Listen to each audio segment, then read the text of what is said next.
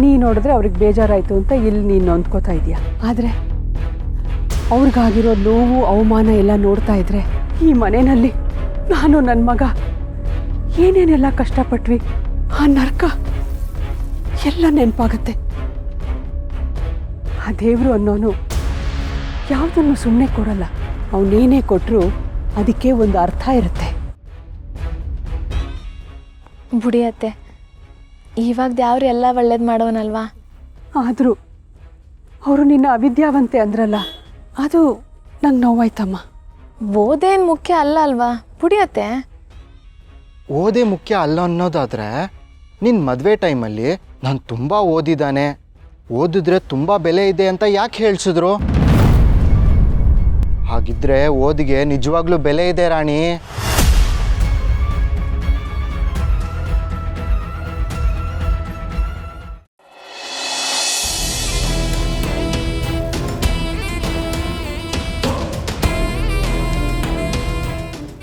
ಅಕ್ಕ ಅಕ್ಕ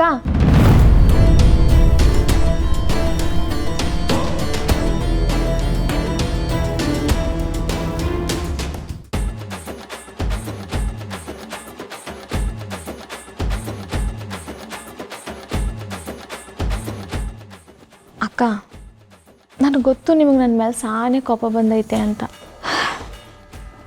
ಕಾಪ ಎಲ್ಲ ಇಳಿದ್ಮೇಕೆ ಬಂದು ಮಾತಾಡ್ತೀನಿ.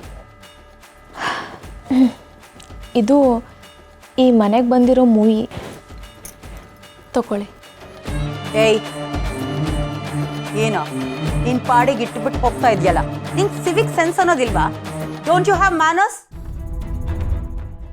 ಅಕ್ಕ, ಈ ಇಂಗ್ಲೀಷಲ್ಲಿ ಟಸ್ಸು ಪುಸ್ಸು ಅಂದರೆ ನಂಗೆ ಗೊತ್ತಾಗಕ್ಕಿಲ್ಲ. ನೀನು ಮೊದಲೇ ಹೆಬ್ಬೆಟ್ಟಲ್ವಾ?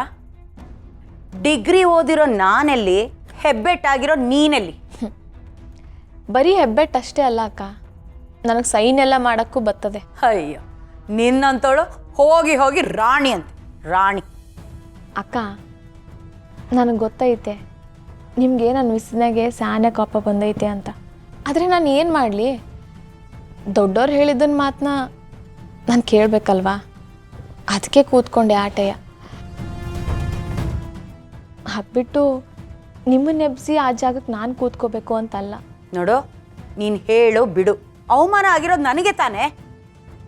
ಡಿಗ್ರಿ ಹೋಲ್ಡರ್ ನಾನು ಈ ಮನೇಲಿ ಇರಬೇಕಾದ್ರೆ ಅಕ್ಷರನೇ ಗೊತ್ತಿಲ್ದಿರೋ ಅನ್ಎಜುಕೇಟೆಡ್ ನೀನು ರಾಣಿ ಥರ ಮೆರಿತೀಯಾ?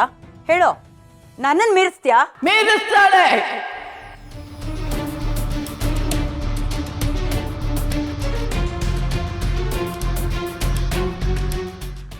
ನನ್ನ ರಾಣಿ ಮೀರಿಸ್ತಾಳೆ.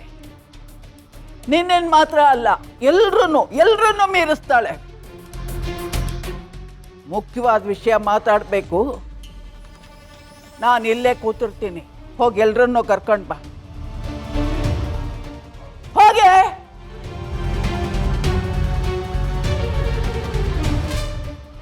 ರಾಣಿ,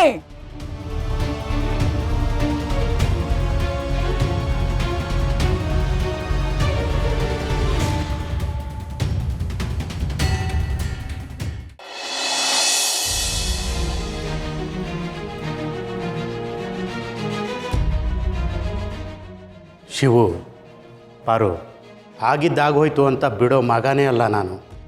ರಶ್ಮಿ ಹೇಳಿದ ಮಾತು ನಿಜ ಅಂತ ನೀನು ಅಂದ್ಕೊಂಡಿರ್ಬೋದು, ಆದರೆ ಸೀನ ರಶ್ಮಿಗೆ ಹೊಡೆದಿದ್ದನ್ನು ನಾನೇ ಕಣ್ಣಾರೆ ನೋಡಿದ್ದೀನಿ. ಮಾದಪ್ಪಣ, ಒಂದೊಂದು ಸಲ ಪ್ರತ್ಯಕ್ಷವಾಗಿ ನೋಡಿದ್ರು ರೊಮ್ಯಾನ್ಸ್ ನೋಡಬೇಕು ಅಂತಾರಲ್ಲ, ಹಂಗೆ ನಮ್ಮ ಗುಂಡುನೇ ಹೇಳಿಲ್ವಾ? ನೀನು ನೋಡಿದ್ದು ಹೊಡೆದಂಗೆ ಕಂಡಿದ್ರು, ಅಲ್ಲಾಗಿರೋದೇ ಬ್ಯಾರೆ ಅಂತವ. ಅಲ್ಲ ಅವ್ರು ಏನೇನೋ ತಮಾಸೆಯಾಗಿ ಆಟ ಆಡ್ಕೊಂಡವ್ರೆ ಆಟೆಯ. ಗುಂಡು ಈಟೊಂದು ಹೇಳಿದ್ಮ್ಯಾಕೆ ಅವಳನ್ನ ನಮ್ಮದೇ ಇರೋದು ಹೆಂಗೆ ಮಾದಪ್ಪಣ? ಇನ್ನೂ ಇದನ್ನ ನಾವು ಜಾಸ್ತಿ ಮಾಡೋದು ಬೇಡ ಮಾದಪ್ಪಣ. ಅದು ಹಂಗಲ್ಲಪ್ಪ ಅಂಕಲ್. ಇನ್ನೂ ಆ ವಿಷಯದ ಬಗ್ಗೆ ಚರ್ಚೆ ಮಾಡೋದ್ರಲ್ಲಿ ಪ್ರಯೋಜನ ಇಲ್ಲ ಅಂಕಲ್. ಸರ್, ನಮಗೆ ನ್ಯಾಯ ದೊರಕಿಸ್ಕೊಡಿ ಸರ್, ನಿಮ್ಮ ಕಾಲು ಹಿಡ್ಕೊಳ್ತೀವಿ. ನನ್ನ ಮಗಳಿಗೆ ಆಗಿರೋ ಅನ್ಯಾಯಕ್ಕೆ ನೀವೇ ದಾರಿ ತೋರಿಸ್ಬೇಕು ಸರ್. ಕೂತ್ಕೊಳ್ಳಿ.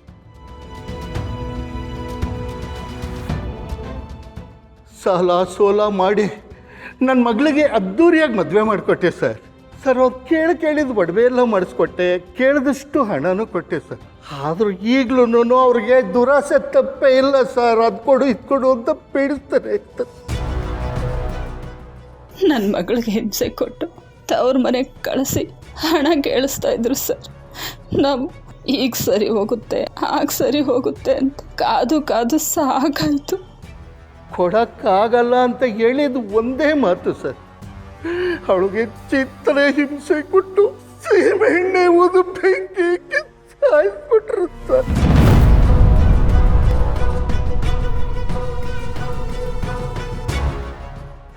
ಯಾಕೆ ಹಿಂಗಾಯ್ತು ಅಂತ ಕೇಳಿದ್ರೆ ಶಾರ್ಟ್ ಸರ್ಕ್ಯೂಟ್ ಆಯ್ತು ಅಂತ ಕಾರಣ ಹೇಳ್ತಾರೆ ಸರ್. ನಿಮ್ಮ ಕಾಲು ಹಿಡ್ಕೊತೀನಿ ಸರ್, ನನ್ನ ಮಗಳಿಗೆ ನ್ಯಾಯ ಕೊಡ್ತೀನಿ. ರೀ ರಮೇಶ್ ಬನ್ರಿ, ಡೀಟೇಲ್ ಕಂಪ್ಲೇಂಟ್ ತಗೊಳ್ಳಿ. ಅವ್ರು ಯಾರು ಅವ್ರನ್ನ ಎಡೆಮುರಿ ಕಟ್ಟೋಣ. ನೋಡ್ದಪ್ಪಾರು, ಒಂದು ಕಡೆ ಮಗ ಏನೋ ತಮಾಸೆಗೆ ಹೊಡೆದಂಗೆ ಮಾಡ್ದ ಅಂತ ಎತ್ತ ಮಗನ್ನೂ ನೋಡಿದೆ. ಕಂಪ್ಲೇಂಟ್ ಕೊಟ್ಟಿರೋ ಅಪ್ಪ ಸೊಸೆನ